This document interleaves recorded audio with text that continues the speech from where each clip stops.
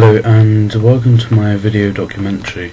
I'm going to be looking at the design manifesto as part of our manifesto project. To start with, we weren't particularly sure with what we wanted to take in the manifesto, so we went around and interviewed several people, asking them what they thought a designer was and could anyone be a designer. I guess a designer is a creative person. Yeah, just someone who decides how something should look, feel, or interact. A designer is a person that is creating something new or recreating something. Somebody that works in design? Mostly it's an artist who creates, in a way, visual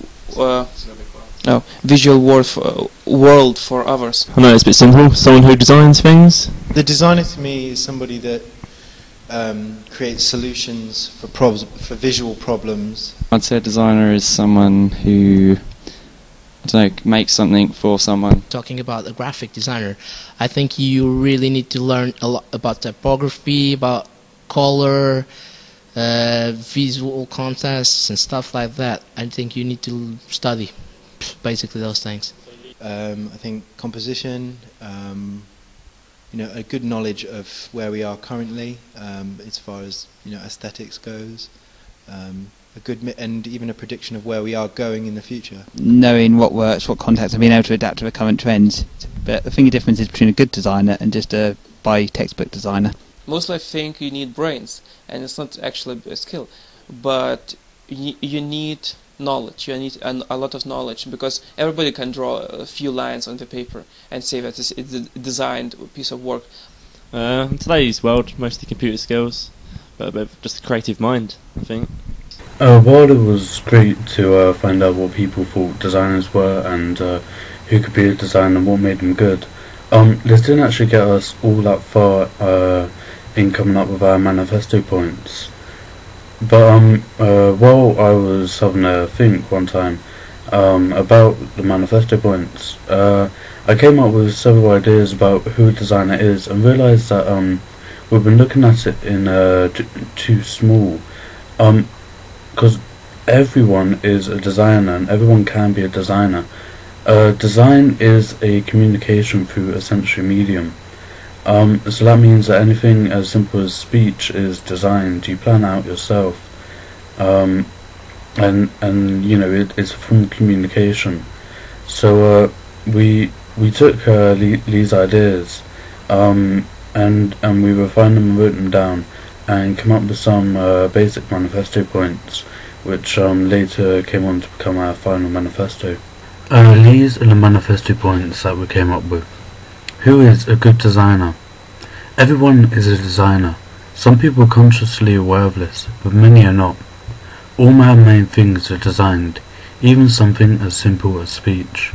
Design is a planned communication through any sensory medium. But we are not all good designers, and not all designs are good. So what makes a design or a designer good? Knowledge, creativity, planning and research, head, hands, heart. All design has a purpose, no matter how small. Good design is encouraged by doing it yourself, teaching other designers, and showing other people how they can make a difference as well. After coming up with the manifesto points, we had a meeting to decide where we wanted to take it, and what kind of research we wanted to do. We decided to conduct a series of experiments based on the different senses. These experiments involved making objects out of Play-Doh,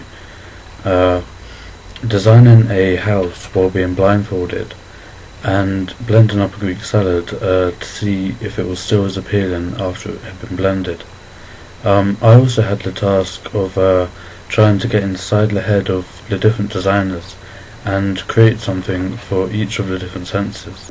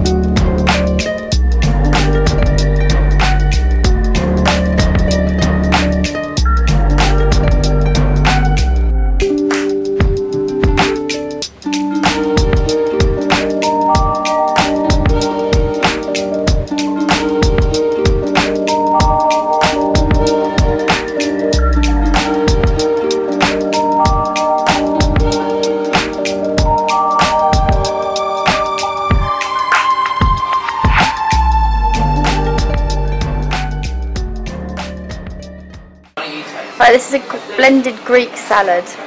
What do you think of it? Doesn't look very nice. Not doesn't look very pleasing to you, no? No. Will you try it? Yeah. Go on then.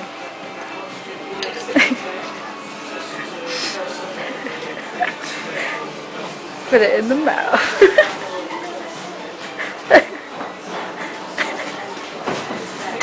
And the taste? Horrible. So, you know our normal Greek salads, you'd eat that as it is, Yeah. but you wouldn't eat that? No. Alright. And why not? Because all the flavours in that are mixed up and taste horrible. And what about the look of it? It looks like sick.